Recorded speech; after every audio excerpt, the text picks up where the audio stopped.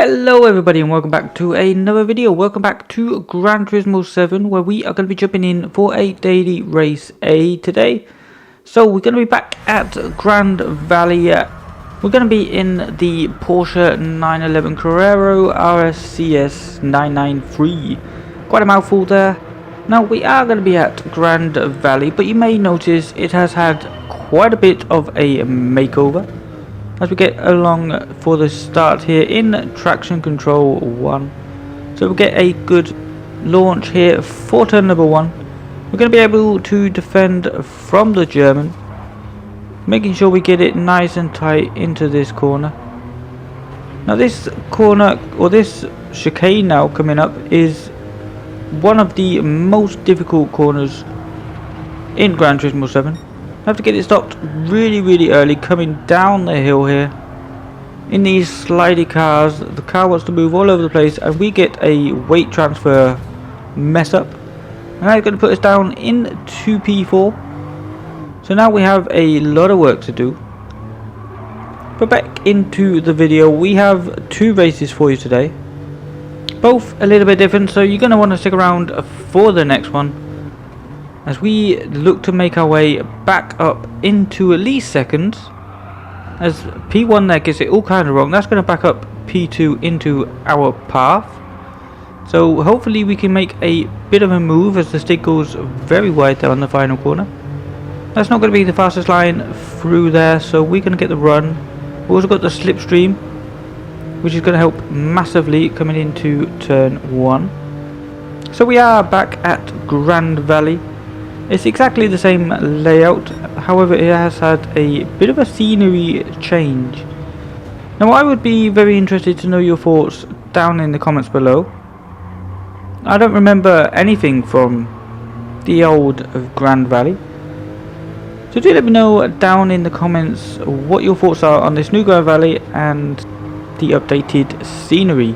Now Stick here is just going to get it all kinds of wrong coming through this corner.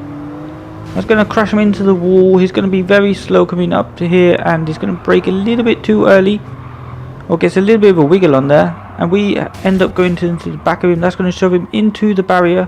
We're going to the back once again, so he's going to have a 1.5 second gap, or a 1.5 second penalty. The lead up in front, who had a 0.5 second penalty, has served it and has not lost any time to us because we were battling, or not battling, but we had a mistake from the German, and that has cost us a load of time. So now we have a 2.5 second gap to P1 as the stick loses it behind, goes into the barrier, and it's going to lose quite a few positions there. So now we have, coming up to start lap number 3, we have 3 laps left to try and gain this 2.5 second gap. Coming in to turn 1, making sure we keep it nice and tidy. Coming around here on to the second straight into the chicane. I'm going to skip now to lap 4. We have brought it right down. We are now right behind the German up in front. Also setting the fastest lap of the race so far. Trying to get a good run out of the corner. And this corner coming up this chicane is incredibly difficult on its own. Even more so when you are right on the bumper of the car in front. So we're going to back off so we can actually see the line we're supposed to take. Say the apexes. Keep it nice and tidy. However, we mess up a little bit here. Now the German does pick up a 0.5 second penalty as we go off once again, trying to push the car a little bit too hard here. However, the German is not going to serve the penalty on this lap, so that means that the game has changed quite a bit. Now we just need to keep within 1 second of the German up in front, and we will be able to gain that first position. However, we completely mess up the last sector. The German gets a better run through the final corner, as you can see by the delta going up all the time. So we're going to come home in second position. So we lost 1 position during this race, but it wasn't too bad. It was a pretty good comeback, pretty fun race trying to catch the German up in front. I should have just kept it a little bit more clean on that last sector, and I think we would have probably got him. But here we are, collecting our second position, pole position, and the fastest lap of the race. Now moving on into race number 2, we have the Frenchman up in front who had a qualifying time 1 second faster than us. We stick our traction controller on here as the Frenchman just doesn't seem to get a very good launch at all. So we're going to gain that position right away. And now watch the Frenchman here in the red Porsche. He's going to lose 2 positions here coming into turn 1. And he's also going to lose another position on the exit of turn 1. So he's all the way down in P5. However, we all know that he is a very quick driver, especially on this combo. We're going to have to watch out for him later in the race. Now we get it all kinds of wrong coming through the chicane. We're going to have a little bit of contact with the yellow Porsche, and that's going to offset the balance of that Porsche. So it's going to go into the barrier, collect a 1.5 second penalty. There's quite a lot of carnage going on behind. We have the German from the last race involved in the action. Now the Frenchman is all the way down in 6th position for right now.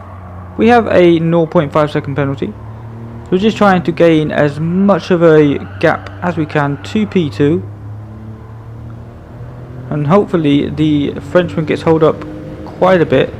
However, that is not the case. Actually, he has gained 3 positions on that last sector. So the Frenchman up into P3. We have a 2 second gap to P2, and I'm guessing the Frenchman is right behind. So we don't have too much time to play with. But moving on now a lap later, coming on to the 3rd lap of the race. You see the Frenchman now is into P2, and he has a 2.6 second gap. So now it is going to be a pretty much a defensive race all the way here till the last lap, which we are on now.